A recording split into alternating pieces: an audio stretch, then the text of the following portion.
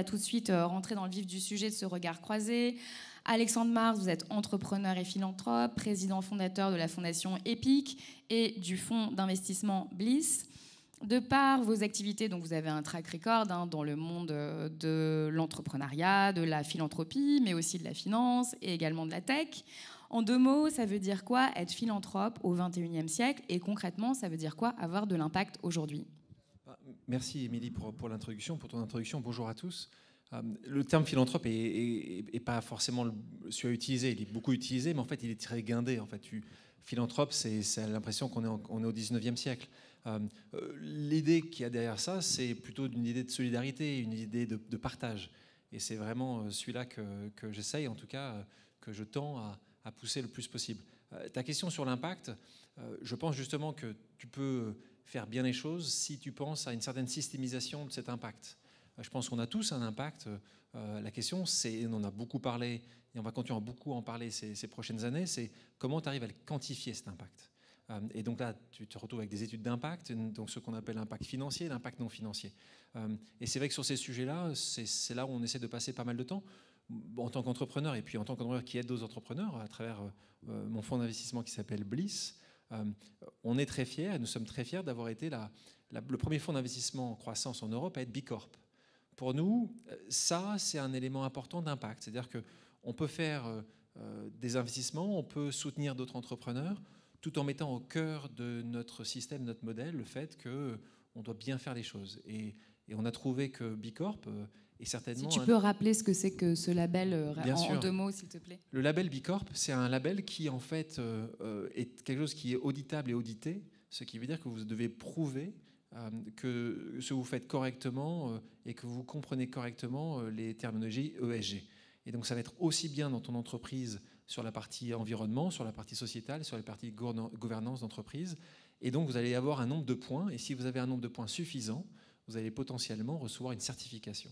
Et on se rend compte que de plus en plus d'entreprises veulent l'avoir, et la raison, et on en parlera un peu plus tard, c'est aussi parce que le salarié a envie de plus en plus de travailler pour une entreprise qui a du sens, le consommateur également. Donc ça, c'est quelque chose, et en tant que, là, sur la partie financière, on s'est dit, la finance peut aussi démontrer que la finance peut faire aussi être une finance positive, et donc c'est en ça qu'on a un vrai impact, et je pourrais définir très longuement tout ce qu'on peut faire pour arriver à avoir ce label-là, mais pour nous, ça a été très important, on est très, très heureux d'avoir eu cette certification.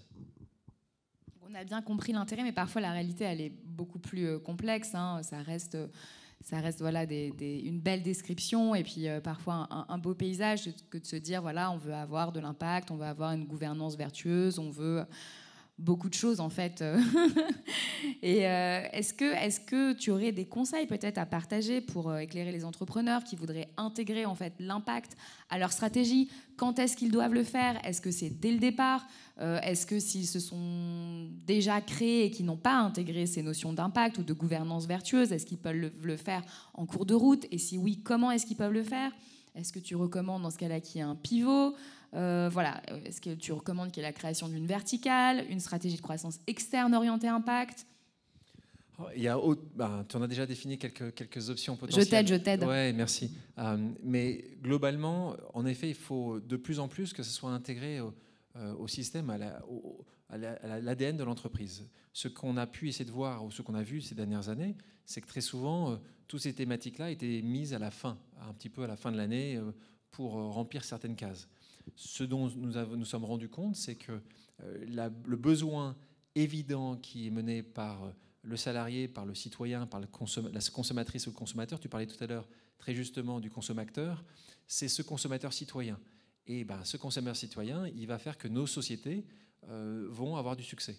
Et c'était peut-être moins le cas avant. Aujourd'hui, la consommatrice, le consommateur veut quelque chose qui est différent que l'époque. Et qu'avant, si on prend des exemples d'entreprises comme C'est qui le patron, comme Yuka, comme Ecosia, Lilo, enfin vous en connaissez, comme Too Good To Go, je suis persuadé que tous les gens ici ont au moins utilisé une fois ou acheté un de ces produits au moins une fois. Et quand on voit en parlant de FinTech, parce que là aussi, ça arrive aussi dans la FinTech ou dans l'InsurTech. Si on prend Loco, par exemple, qui est un succès français d'assurance, c'est une B Corp. Et ça aussi, il était tout à l'heure ici, Raphaël, c'est des sujets qui sont essentiels. Donc il faut vraiment penser cette vision sociétale de le mettre au cœur du modèle. Moi, je ne crois plus du tout, d'ailleurs, je n'ai pas souvent cru à ça, qu'on pouvait juste rajouter ça. Il faut que ça soit défini, il faut que ça soit dans le modèle, parce que nous tous, nous sommes décideurs. Et c'est aussi le changement, peut-être qu'avant, on avait peut-être un peu moins à faire, mais aujourd'hui, on ne veut plus consommer des entreprises, ou de moins en moins, et ça va être la même chose pour ta banque, ça va être la même chose pour ton assurance, où tu as envie de trouver des choses qui vont être à peu près alignées, ou en tout cas beaucoup plus alignées, et que peut-être ce qui était par le passé. Ce qui est génial, c'est que les startups, elles sont là. Elles se créent, elles se développent, elles répondent à nos attentes à nous. Bien sûr, oui, bien sûr. Est-ce que je te conseille, justement, je voulais peut-être compléter ce que disait Alexandre et rebondir là-dessus pour dire qu'effectivement, ce qui me frappe, c'est qu'on a été beaucoup dans le « ou ». C'était soit la sustainability, soit le business. Et en fait, on rentre vraiment dans un moment où on a tous compris que c'était le « et ». Donc, on peut être dans cette réconciliation, dans cette alliance. Et ça, je pense que c'est un vrai conseil parce que quand on est entrepreneur et qu'on crée sa boîte, on est obsédé par la rentabilité. On se dit qu'il va falloir faire du chiffre. Mais en fait, ça n'est pas, c'est pas opposable, c'est réconciliable. Et un autre conseil aussi que quand je discute avec des entrepreneurs, c'est pas la peine de tout faire tout bien tout de suite. L'impact, c'est une démarche de progrès. Moi, je dirige un think tank de dirigeants qui s'appelle Entreprise et Progrès. Et finalement, on se dit toujours que pour l'impact, il faut être en progrès. Il faut progresser soi-même en tant qu'individu et en tant que dirigeant, parce qu'en fait, ce n'est pas une évidence. Et donc, il faut avoir juste l'acceptation de, oui, c'est mieux quand on démarre tout de suite et qu'on est impact native, parce qu'en fait, c'est plus cool de démarrer d'emblée. Mais si ce n'est pas le cas, ce n'est pas grave, c'est une démarche de progrès. Et on apprend. C'est pas toujours facile, mais voilà. Donc la réconciliation entre les deux, c'est possible. Et puis le fait d'être en progrès et d'accepter que c'est un chemin, en fait. Voilà. Accepter d'être parfait dans ses imperfections, c'est aussi ce que nous essayons de faire. Chaque être humain que nous sommes. Marion, toi, tu es donc à la tête de cette agence Elan Edelman. Tu suis de près les évolutions de notre société. C'est un peu comme une sorte d'aiguilleur du ciel, puisque tu es au corps à corps et au cœur à cœur avec tes clients. Pourquoi est-ce que les entreprises, elles ont intérêt aujourd'hui à transmuter vers ce modèle d'impact ? Alors c'est vrai que l'agence Elan Edelman, comme on est beaucoup dans la communication sociétale, puisque c'est notre marque de fabrique, on est un peu, comme tu dis, un laboratoire, on regarde les signaux faibles. Et moi, je fais beaucoup d'accompagnement de dirigeants et je suis assez frappée de voir que ça soit des scale-up, des start-up, il y a cette envie d'impact. Mais les boîtes du CAC 40 sont en train d'évoluer à marche forcée et je suis hyper impressionnée de la façon dont elles se saisissent de ces sujets. C'est important parce que Est-ce que tu vois vraiment un vrai changement de mindset ? Oui, alors je le vois grâce à la crise. Parce qu'on a l'impression parfois que c'est un peu des postures. Donc Alors on en reparlera mais sur ta question sur pourquoi c'est important de transmuter et pourquoi ça vaut le coup de transmuter. D'une part, il y a eu cette crise, et on est encore dedans, qui a quand même ouvert les chakras de plein de monde. Est-ce que c'est vrai ou pas vrai ? En tout cas, on a tous pris conscience que la société dans laquelle on vit, elle a ses limites et qu'on a tous un petit rôle à jouer là-dedans. Donc cette crise, elle nous oblige. Et moi, je vois beaucoup de dirigeants les prises de conscience étaient là, mais il y a une accélération phénoménale. Ne serait-ce que parce que c'est tous des parents et qu'ils se sentent plus que jamais comités pour les générations futures. La deuxième chose, c'est que l'ONU a posé des objectifs ODD, donc c'est des objectifs de développement durable, en disant qu'en 2030, si on a fait ces 17 objectifs, en fait, notre planète, elle ira beaucoup mieux. Sauf qu'on a tous pris conscience aussi que c'est dans 10 ans. Et il ne reste que 10 ans pour atteindre ces 17 objectifs. La troisième raison, c'est que je pense que ce qui est en train de s'installer dans la conscience collective, c'est que l'État ne peut pas tout et que l'entreprise fait partie de la solution et peut apporter une partie de la solution. Et donc, en fait, on a attendu tout ça de l'État-providence. On sait en France que ça n'arrivera pas aux États-Unis, on le savait déjà. Et donc, il y a cette idée de qu'est-ce que moi, je peux faire en tant qu'entreprise. Et puis enfin, et ça, c'est un dernier point, et j'insiste sur celui-là, on a pris conscience que les entreprises à impact, en fait, elles ont une vraie performance financière.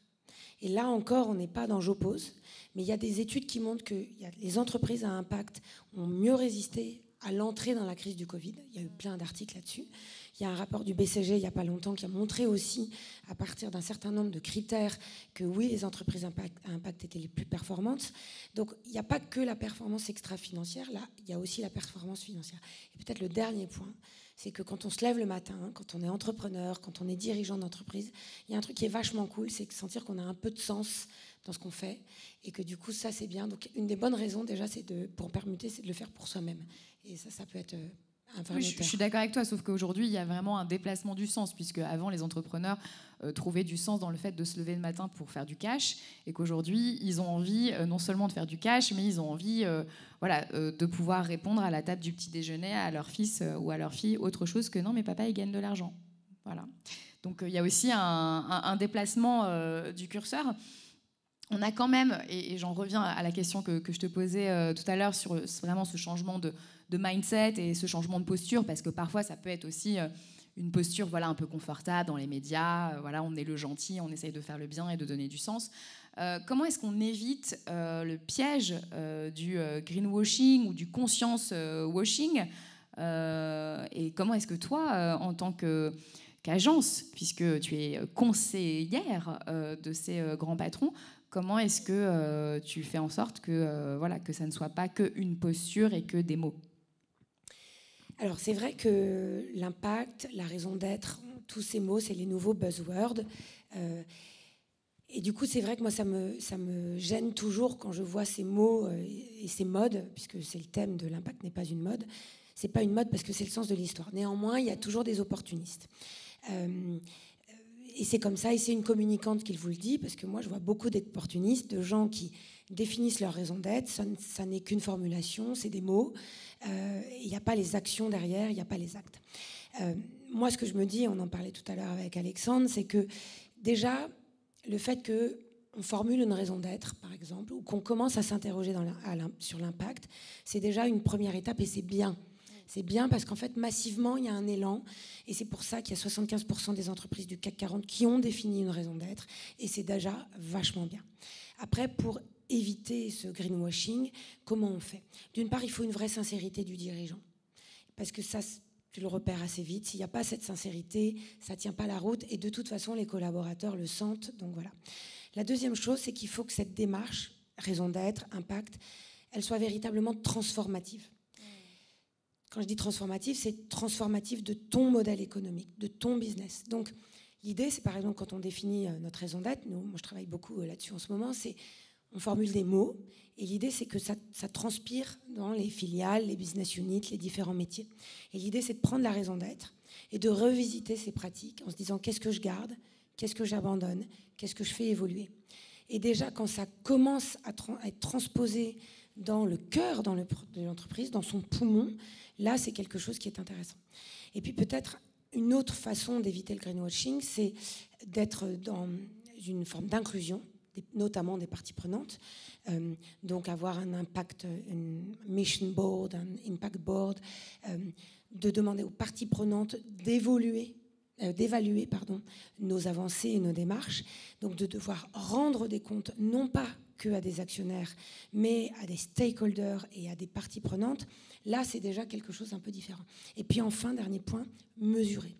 Mesurer son impact, mesurer sa progression. Il y a plein d'indicateurs, il y a plein de débats sur quels sont les bons indicateurs. On n'a pas encore les bons indicateurs. Il faut juste qu'on puisse en définir ceux qui correspondent à l'entreprise. Benefit Corporation, B Corp, c'est déjà un bon indicateur. B Corp, voilà, mais tout le monde n'a pas envie de se lancer. Enfin, c'est pas facile de se lancer. C'est très contraignant, B Corp. C'est contraignant. Non, je trouve pas. Enfin, ça existe, voilà. Mais je vois plein de boîtes qui se donnent leurs propres indicateurs. Je pense à une boîte comme Meet My Mama, qui travaille sur la réinsertion des femmes. Elle a juste un indicateur sur le taux de réinsertion. C'est tout simple, il n'y a pas besoin forcément d'être B Corp. Je pense à EcoClean, qui s'est lancée c'est une boîte de ménage responsable qui cartonne. Elle s'est donné des petits indicateurs, mais elle les suit, elle évolue. Voilà, donc moi, j'essaye de ne pas faire peur avec les gros indicateurs parce que parfois, on se dit, je ne vais pas y aller, c'est pas pour moi, je n'ai pas confiance en moi. Voilà. Oui, je comprends. Et puis sur des petites structures comme Meet My Mama, c'est sûr qu'on ne va pas se lancer dans le processus Benefit Corporation. J'ajoute juste une petite chose, Marion, et j'espère que tu seras d'accord avec moi, c'est que je pense aussi que les agences de communication comme la tienne, elles vont avoir dans les années à venir un très grand rôle à jouer, qui ne va plus être uniquement un rôle de communicant, ni un rôle uniquement d'accompagnateur, mais presque un rôle de garde-fou de cette mise en marche et de cette transmutation vers un modèle d'impact. C'est-à-dire que presque vous allez être garant de ces indicateurs. Je ne sais pas si tu es d'accord avec moi, mais je pense qu'il y a quelque chose à saisir. Il faut que notre métier se réveille là-dessus, parce que on est... de responsabilisation des mots qui sont utilisés. On alimente beaucoup le greenwashing et il faut faire attention à ça. Enfin, charger des honoraires parce que la loi Pacte est passée et que tout le monde veut se donner des raisons d'être, c'est bien, mais ça a ses limites. Moi, je milite pour le mouvement Communications for Good depuis longtemps.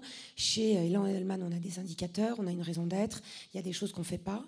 Et je pense qu'il y a une espèce de wake-up call de ma profession à avoir. On doit être les garde-fous. Souvent, les clients, quand ils viennent me voir, ils me disent « Moi, je veux faire du storytelling ». Ok, super. Si tu pouvais déjà faire du story doing, ça serait très bien. Donc, parlons déjà des choses que tu vas faire, de la gouvernance que tu vas mettre en place, et après, on pourra peut-être raconter des histoires. Alexandre, est-ce que tu as un mot à dire à propos donc, du greenwashing ou du conscience washing? Oui, enfin... C'est pas obligatoire. Oui, non, si un mot, on a beaucoup parlé ces derniers mois de corona washing. Donc en fait, à chaque fois, on arrive à trouver un mot supplémentaire. Moi, c'est vrai que comme j'essaie de ne pas être dans le jugement, j'essaie de me dire, quelle que soit la raison, on en parlait tout à l'heure, quelle que soit la raison, du moment qu'il y a quelque chose de bien qui se fait, il y aura un impact, il y aura une conséquence positive. Donc, mais en effet, parfois on voit des choses où on se dit, tiens, c'est étonnant, mais bon. Je pense que ce qui est déjà très bien, c'est de se sentir... Alors, pour compléter ce que tu disais, Marion, je pense sincèrement, et tu le disais aussi très justement, qu'il n'y a pas d'autre choix. Et je le pense sincèrement. On parle de cette évolution vers l'impact, mais il n'y a pas d'autre choix. Les entreprises vont péricliter. Celles qui n'ont pas compris ça, en effet, à l'intérieur du groupe, tu le disais très justement, moi j'ai rencontré des gens qui l'ont compris quand c'est leur enfant qui leur parle plus le soir à la maison. Ce que tu disais très justement tout à l'heure, et on en connaît Moi, tous. je le sais parce que ce sont des grands patrons qui me l'ont raconté. Bien sûr. Et parce que parfois, quand on est tout en haut, parfois une tour d'ivoire, parfois on ne fait plus attention à ça. Et la personne qui est la plus importante à tes yeux, c'est certainement ta fille ou ton fils. Et quand cette personne-là te dit quelque chose, là, tu l'écoutes. Et c'est vrai que ce que je disais tout à l'heure, c'est qu'il n'y a pas, je pense sincèrement qu'il n'y a pas d'autre choix. Alors, en effet, l'entreprise doit être très complémentaire du service public. Moi, je suis partie des gens qui pensent qu'on a une chance incroyable d'être dans un pays, en plus d'être républicain, mais d'une république, mais surtout d'une république qui fait tout son possible pour aider ceux qui sont en difficulté. Mais l'entreprise a un rôle considérable et que finalement, il n'y a pas très longtemps, l'entreprise a compris ça. Et elle a compris ça grâce à nous citoyens. Hein, alors là, et je pense que la phrase tout à l'heure de consommateur est celle-là. Notre nouveau bulletin de vote, c'est notre carte bleue. Et je vois tous les jours des gens qui changent de raison d'être parce qu'ils savent très bien que sans ça, on va se détourner de leur marque. On va arrêter de travailler pour eux. On ne va plus être en phase. Et moi, quand je vois, prenons l'exemple d'Unilever. Unilever, il y a un mois de ça, un peu plus d'un mois, Alan Job, qui est le patron, décide du jour au lendemain d'arrêter tout son budget communication sur Facebook. Tout son budget communication. C'est, je crois, le 3e ou 4e plus gros annonceur au monde. Pourquoi ? Vous le savez tous, parce qu'il considère à ce moment-là que Facebook ne fait pas assez contre les fake news. Et peut-être qu'il va gagner moins de clients, parce qu'il aura moins des coûts d'acquisition plus importants, mais il le fait. Et aujourd'hui, Unilever, c'est le 2e ou la 3e entreprise où les jeunes ont envie d'aller travailler en Angleterre. Et c'est ça qu'on voit de plus en plus. Et c'est nous en tant qu'individus, qui allons arrêter, quand tu prends le choix d'acheter un produit, c'est qui le patron, tu as le choix d'autres marques. Tu prends celui-là pourtant, parce que tu sais que c'est une marque, en tout cas peut-être les autres le font, mais elle ne communique pas dessus, elle paie correctement le consommateur, le producteur. Et voilà, et ça arrivera jusqu'à un point où peut-être qu'un jour, nous tous, on se posera peut-être des questions quand on renouvellera notre iPhone et quand on se dira, vous savez quoi, peut-être qu'on ne va pas acheter iPhone.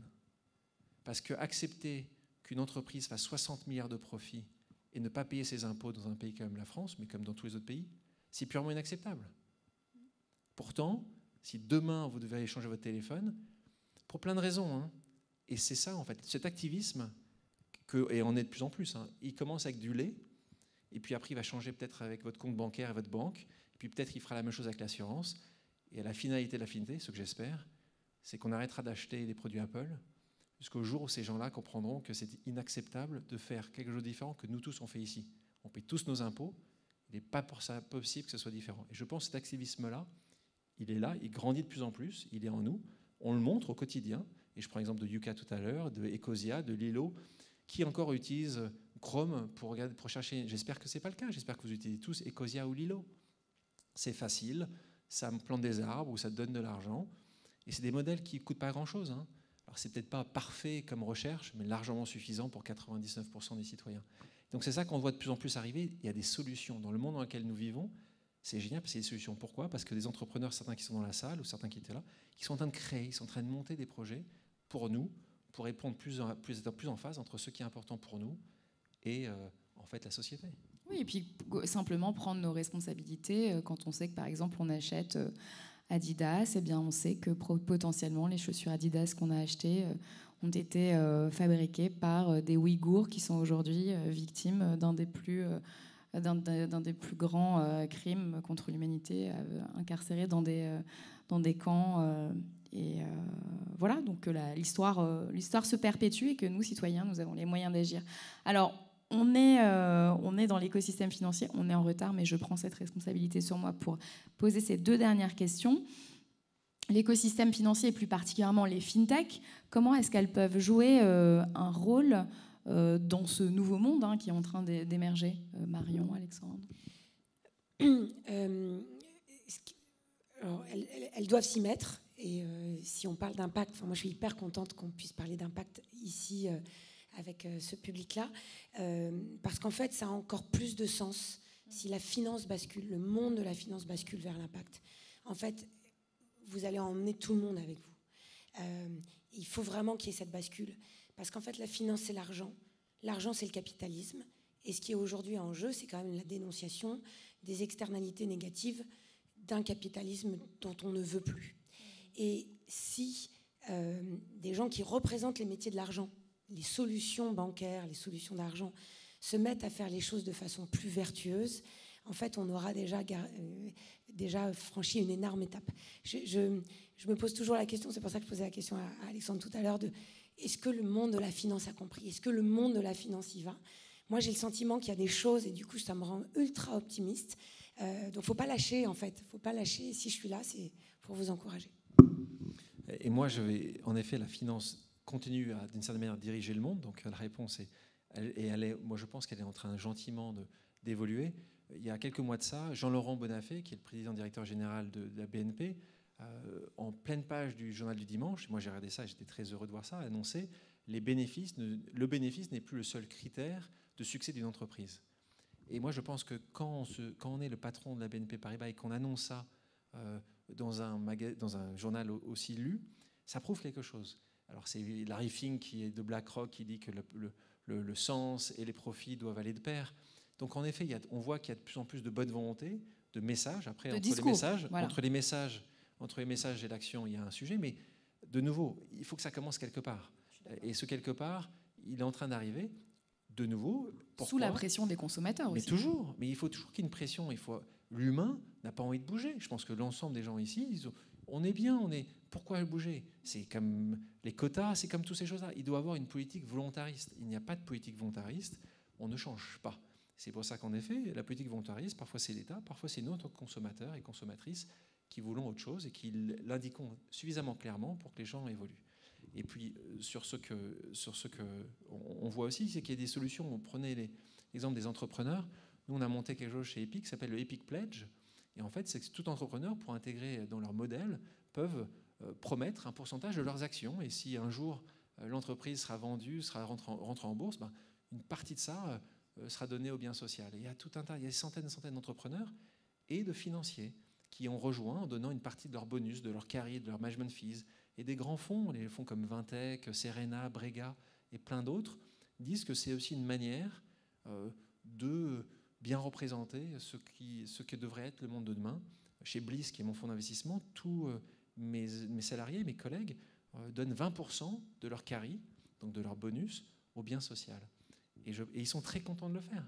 Et je pense que si je ne le faisais pas, peut-être qu'ils ne bosseraient pas pour moi, très sincèrement. Parce que de nouveau, ils ont une raison.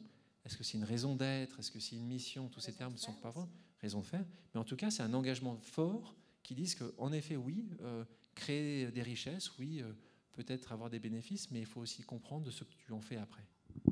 Oui, parce que à chaque fois qu'on perd une occasion de donner, on perd aussi une occasion de recevoir. Voilà, c'est sur cette phrase que je vais vous remercier d'être venu participer à cette table ronde, enfin à cette conversation. Et c'est une tradition à FinTech Révolution. Chaque année, on va chercher un alien, quelqu'un qui vous aide à faire un pas de côté et qui n'a souvent rien à voir avec la FinTech.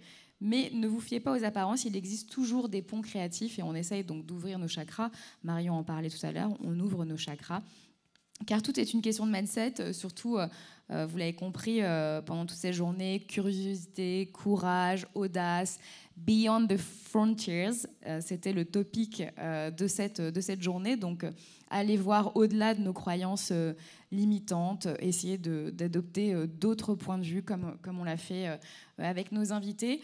Voilà, croyez-moi, je vous laisse entre de bonnes mains pour élargir vos horizons. Et le stand-up est fait par le comédien Thomas Wiesel. J'espère que je prononce bien son prénom, son nom plutôt, et on l'applaudit. Merci.